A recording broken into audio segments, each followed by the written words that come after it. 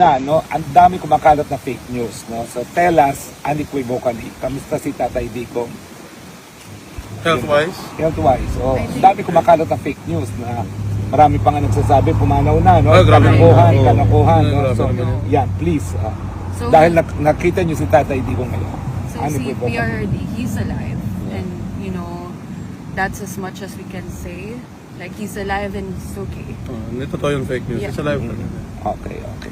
And so anong mensahe po ninyo sa mga supporters ngayon? Sa supporters namin, again, thank you talaga masyado. Actually, mabiglaan ako kay every daan dito na maraming new faces, marami talaga kayo masyado nag-support sa kanya. Dagan kayong salamat po. From all over the Philippines, all over the world, our deepest gratitude talaga. Thank you po. Well, can you join us po dun sa mga activities ng 19, 20, 21, 22, 23? Sa 19, okay, may visitation pa kami. Oo. Yeah, I think maybe one of the events we'll see. 21 I Yeah. think is the biggest. Yeah, I think Wala na we'll ako. see.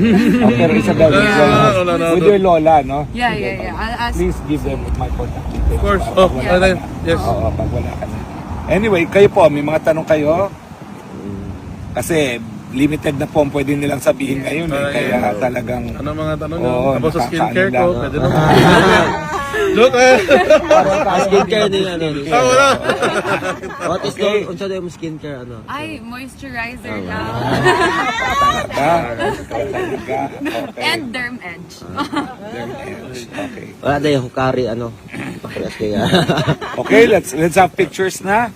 Sige, go. Kayo po. Okay lang picture, di bang picture. health tatay digong karon? Okay. Siguro, like, you know, as we said, yun nga. As We can okay as only okay say can he's be. okay and alive. Yeah, yun lang. Please, kayo na po. Ma'am, tara ma'am.